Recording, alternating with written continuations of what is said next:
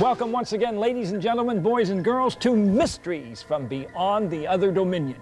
I'm your host, Dr. Franklin Rule, and today we're going to report on the case of the Top Gun pilot versus the UFO, tell you about the Lizard Man of South Carolina, ask if Samson was possibly an alien-human hybrid, tell you about the Seminole curse against U.S. presidents, and ask if a comet or asteroid could destroy civilization on planet Earth.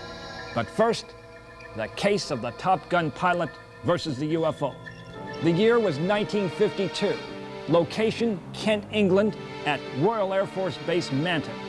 Milton Torres was a 25-year-old Top Gun fighter pilot with the 514th Fighter Interceptor Group. His plane was a Sabrejet, specifically an F-86D, which could get up to 92% of the speed of sound. Now one day, there's a report of a UFO in the North Sea off of East Anglia. He was told that a strange radar blip indicated that a bogey or unidentified flying object was orbiting the region. He went up to investigate. He got to Mach 0.92, almost the speed of sound. He had his plane armed with 24 rockets. As he climbed higher and higher, he spotted an unusual light ahead at precisely the point indicated by radar. His orders were to fire a full salvo of rockets at it. In other words, the Air Force's usual reaction to UFO: shoot first, ask questions later. Just as he placed his hand on the trigger, about to start firing, the UFO vanished from sight into nothingness, also disappearing from the radar screen. Torres continued to fly a search for it, but to no avail. It had simply disappeared from our dimension of existence. When Torres returned to the base, he was thoroughly debriefed and then admonished not to speak about this to anyone. And there's some corroboration too. Major David Robertson, another American over there, also said he spotted a UFO but was unable to lock onto it. When he returned to base, he too was warned not to speak to anyone about this incident. So I think we have the testimony of two Top Gun pilots versus the military brass. Who do you believe? Personally, I believe those pilots. Now, when we return, facts about the intriguing case of the Lizard Man of South Carolina. Please stay tuned.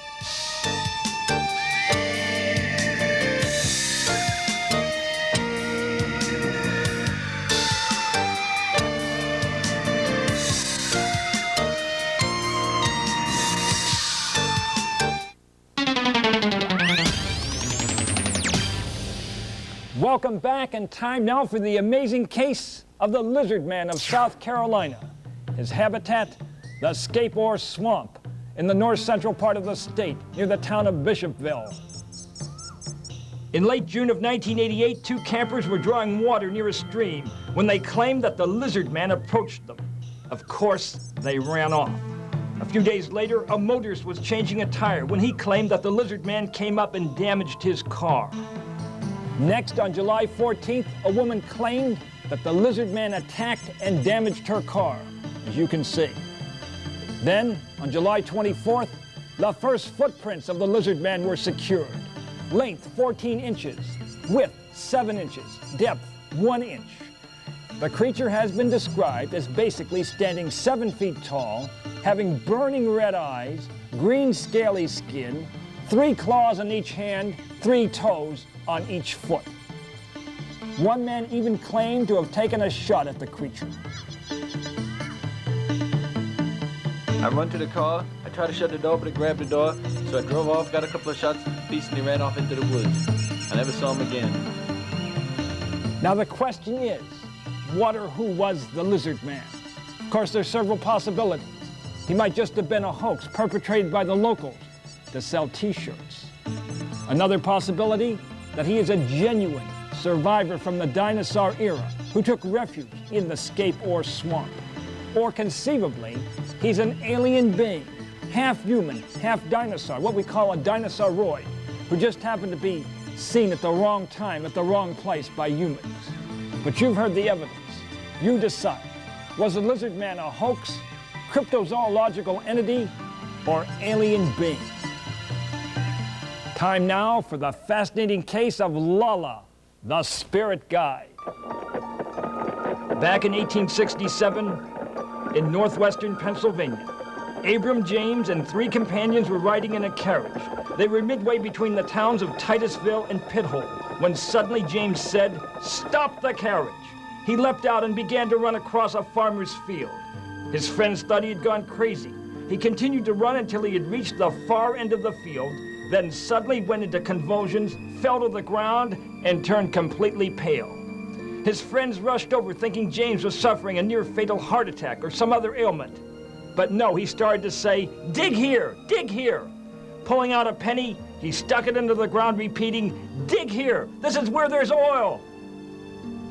Now his friends thought that James was either suffering from some sort of a delusion or perhaps had been drinking a little too much. But he told them the story that he had a guardian angel named Lala who told him to dig at that very spot. She promised that he'd become fabulously wealthy. Well, now they really thought he went off the deep end. He also asked them to contribute to the financing to dig that first well. Their answer, no way, Jose. So he went to a bank, secured the financing, and began drilling for oil at the very spot Lala directed him to. Sure enough, Harmonial well number 1 was dug, and they claim it's the first oil well dug in the United States. James became fabulously wealthy. On its very first day, it pumped up 130 barrels of crude. Now, some skeptics say that he did not have a spirit guide, rather that he is what we call an oil diviner, a person who has a natural sensitivity to the location of oil underground, analogous to water diviners who can find water under the ground. Personally, I don't think it matters whether it was a spirit guide or whether he was an oil diviner. It is an intriguing case for your consideration from the annals of parapsychology. Now, to ask if Samson was an alien hybrid. But first, the trivia question of the day for you. Let me extricate here from its paper prison. The question, who cut Samson's hair? Now the prize, the only prize, 1 pat on the back that you'll have to administer to yourself if and only if you get the correct answer. I'll take a sip of water and be back momentarily.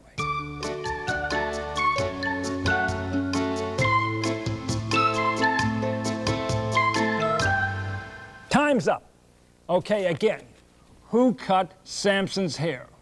Well, it was not Delilah. Rather, she hired a barber to cut the 7 locks of hair from his head. Check it out in the book of Judges, chapter 16, verse 19. Now, we have 6 reasons for believing that Samson was a human alien hybrid. First, his mother, the wife of Manoah, a Danite, was barren. She could not have children. Now, one day, an angel visited her. As you know, paleovisitologists, those who specialize in ancient astronauts, equate angels with ETs. Secondly, that angel told her that she would have a child, and soon she became pregnant. Thirdly, that so-called angel warned her not to drink wine or any other alcoholic beverage. In other words, this angel had some sort of insight into advanced biomedicine. Fourth, when the angel bade farewell to Manoah and his wife, he rose in a flame toward heaven. Now, this description of his departure remarkably mirrors a report of a spacecraft ascending into the sky. It was probably a shuttlecraft, arguing for the notion that the angel was an ancient astronaut. Fifth, he had superhuman strength, stronger than any other mortal. It certainly sounds like he was at least part alien. And sixth, his strength derived not from his muscles with ordinary men, but from his hair. Imagine that. His strength coming from his hair. Certainly sounds to me like he was at least part alien. There you have it. 6 reasons for believing that Samson was actually a human alien hybrid. When we return, all about the Seminole curse against U.S. presidents. Please stay tuned.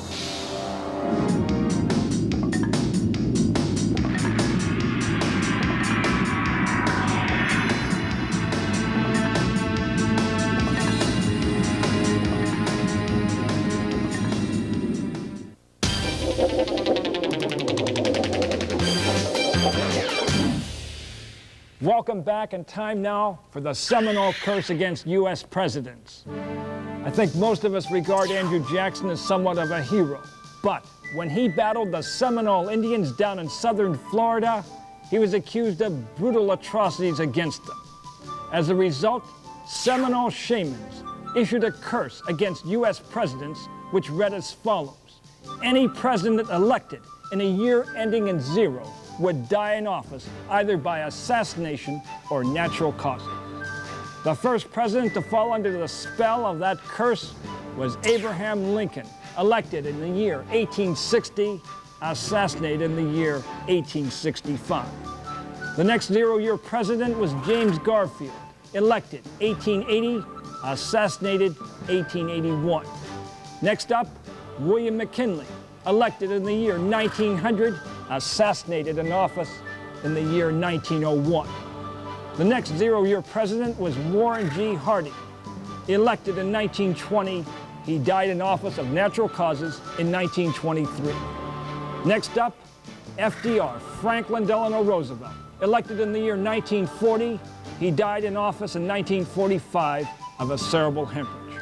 In 1960, of course, JFK was elected president, assassinated in 1963. And the last 0-year president was Ronald Reagan, elected in 1980. He was almost assassinated by John Hinckley. Now, he did survive. So, is the curse off? I don't think we can say so absolutely. Hinckley's bullet came within a fraction of an inch of killing Reagan. So I think we have to wait until the year 2000 and see what happens to the president elected in that year. But a very intriguing story. Now, we heard about an intriguing school where they promised that they'll teach you how to walk on fire. Imagine walking on fire. Here we are at the famous Marlin Bay Resort in the South Pacific, where the fire walkers are stoking the fires and making sure those coals are as hot as possible. I should mention that in America, there are courses in fire walking. The idea is that if you can walk on fiery hot coals, you can do anything. Now here's Magumbo, chief fire walker from the tribe. They're bringing in more wood to make sure those coals are as hot as possible. Next, they'll be testing them to make sure they are hot. Because when men walk on these coals, they've got to be as hot as possible. There's no fudging here among these tribesmen. Can any man dare walk on those coals and survive? Now there's Magala, Magumbo's father, who's making sure that those coals are red hot. And now to prove it, they toss water on the coals. Instantaneously, the water is vaporized. The proof that the coals are now hot enough. Now Magumba makes one final test before he dares walk on them. And here he goes. Can you believe that? Surviving walking on red-hot, fiery coals like that. What a true test of courage. Few men have it. But those who survive the ordeal are empowered by it. Congratulations, Magumba.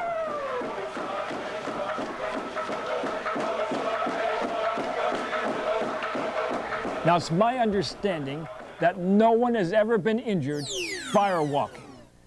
Whether that's true or not, I know one thing. I do not plan to engage in any fire walking. Now, coming up, the world of bizarre medicine.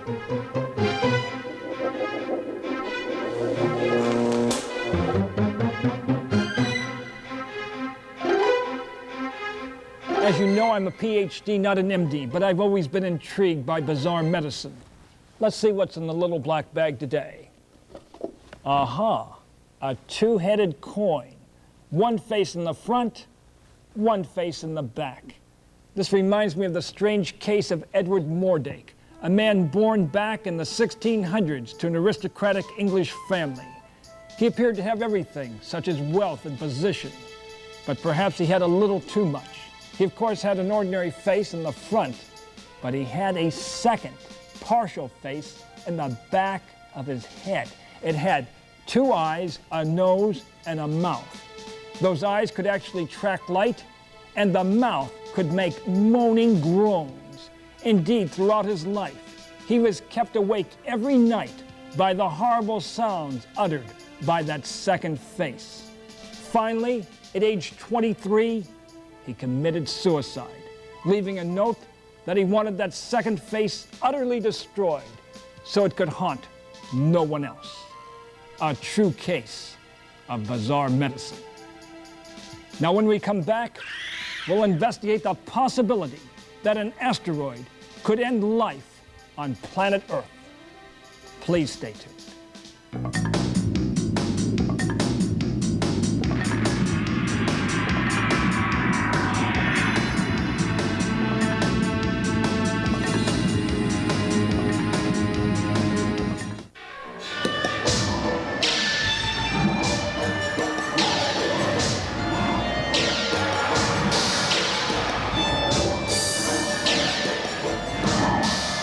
Welcome back, and time now to ask if a comet or asteroid could doom civilization on our planet.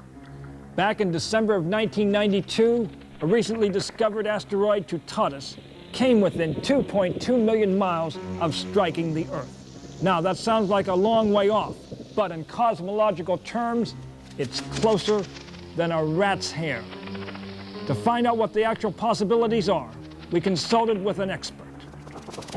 The first systematic search for near-Earth asteroids, or as we call them, planet-crossing asteroids, in the early 1970s, was established at Palomar Observatory with a small telescope, the 18-inch, and this has been an ongoing, dedicated program in the search for near-Earth asteroids, or those asteroids which come into near-Earth space. This program, as we call it, the PCAS, or the Palomar Planet Crossing Asteroid Survey, is now responsible for more than 30% of those discovered or known, or the known population of these objects. From these that we have discovered, we can estimate that there's probably a population of roughly 2,000 that are 1 kilometer and larger.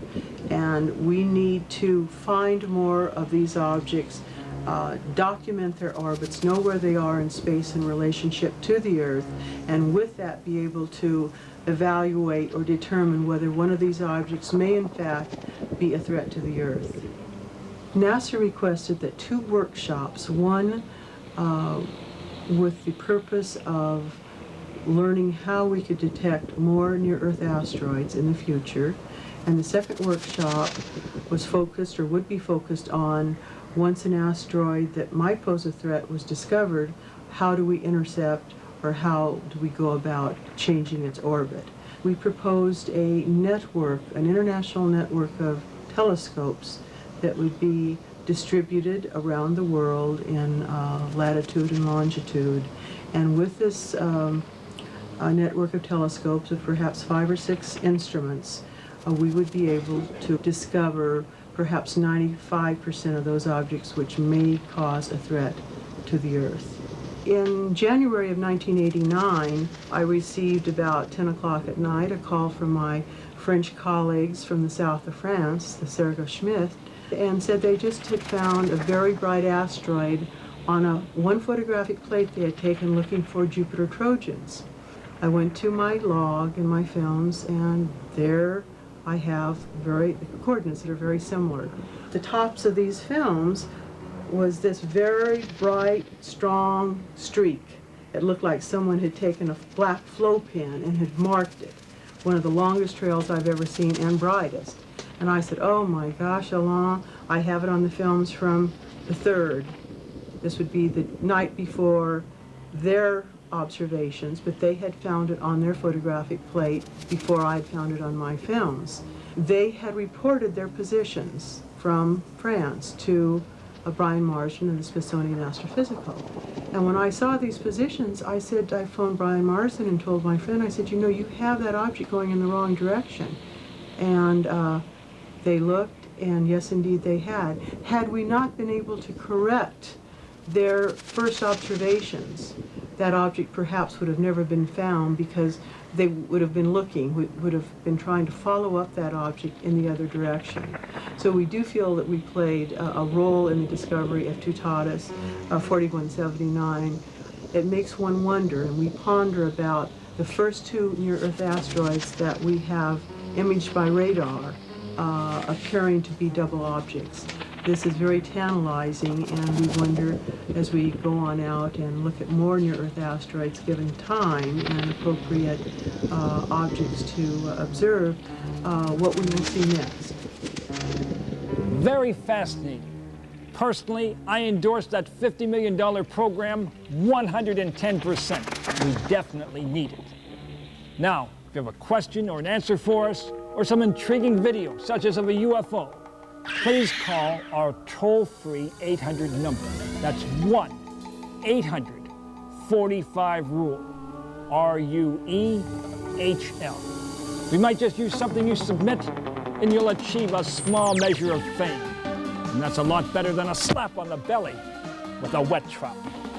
Now, until next time, may the power of the universe be with you.